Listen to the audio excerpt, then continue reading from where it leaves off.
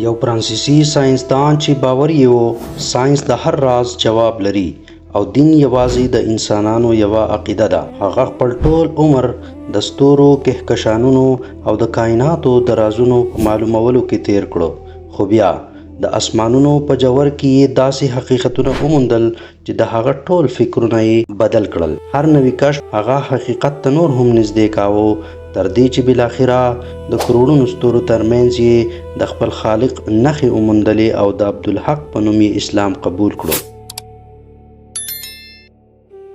دا د فرانس د مشهور فلکیات پوه برونو ګیډیني حیرانوونکې کیسه ده. د برونو پوره نوم برونو عبدالحق ګیډرډوني دی.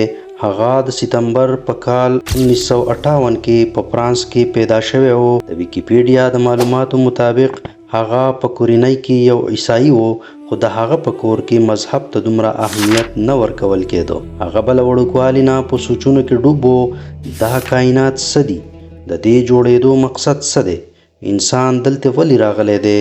همدا پوښتنې وې چې هغه یې د ساینس په لور بوتلو. د ویکیپیډیا د تفصیلاتو مطابق برونو په 1986 کې د ډیډروت یونیورسټۍ نه په فزیکس کې پی ایچ ډي مکمله کړه. د هغه د ریسرچ موضوع د کهکشانونو بدلون او د وخت سره د هغوی مکمل کېدل وو. هغه خپل ځواني په لیبارټرو او د ستورو په مشاهده کې تیره کړه، خو د تقدیر فیصله څه بل رقم وه. د پی ایچ ډي نه وروسته هغه ته د فرانس د حکومت لخوا د نیشنل سروس لپاره مراکش ته د تلو حکم وشو. هلته هغه د کاسابلانکا په یو های سکول کې د فزیکس استاد مقرر شو. د ویکیپیډیا د ریپورت مطابق همدا هغه ځای و چې د برونو ژوند پکې مکمل بدل شو. د مراکش په اسلامي ماحول کې هغه داسې څه ولیدل چې د ده په زړه کې یې د سکون یوه نوې لاره پرانیستله. د اسلام آن ویب په ویب پاڼه د شایع شوي یو انټرویو په اساس برونو په خپله وایي چې هغه په ساینس باندې مکمل ډاډه نه و.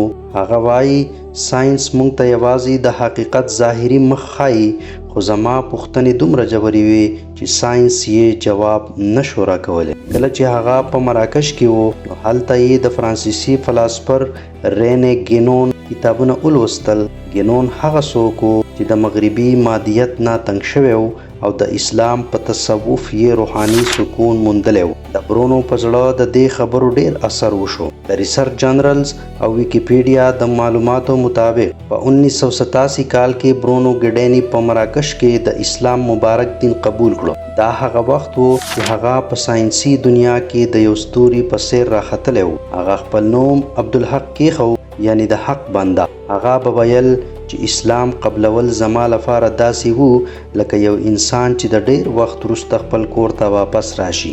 ګرانو کتونکو، خو د یو ساینسدان دپاره دا لاره اسانه نه وه. په داسې یو ملک کې لکه فرانس چیرته چې په اسلام باندې شک کیږي، د یو لوی پای ساینسدان لپاره په نیشنل ټلویزیون د اسلام تبلیغ کول د یو غره په سر د ودرېدو برابر وو. د اسلام د قبلولو نه وروسته د برونو ژوند په دوه برخو وویشل شو، یو خوا د کهکشانونو ساینس او بل خوا د اسلام پیژندګلو.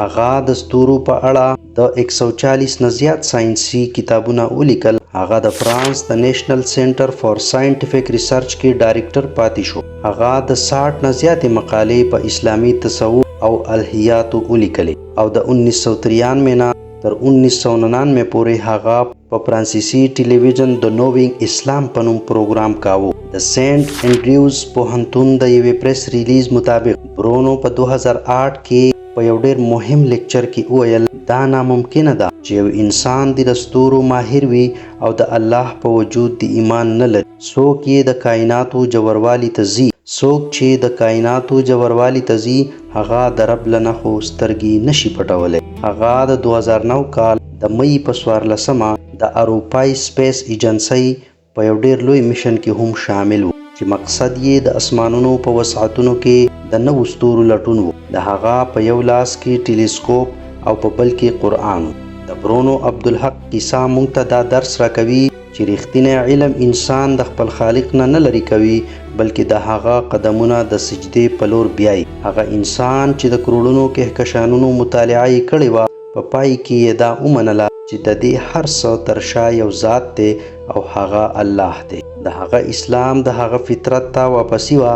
الله تعالی په قرآن کریم کې فرمایي انما یخشى الله من عباده العلماء، چې ترجمه یې دا ده د الله له بندګانو څخه یوازې هغه خلق له هغه څخه ویریږي چې علم لرونکي دي.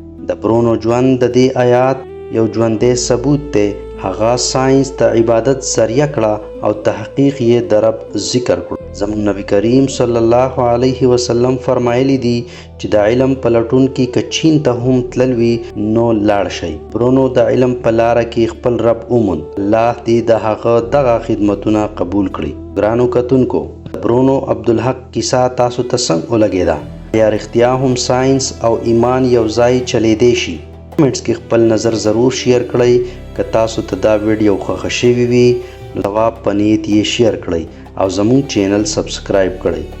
داسې نورې د ایمان نه ډکې کیسې تاسو ته رسیږي. د افامان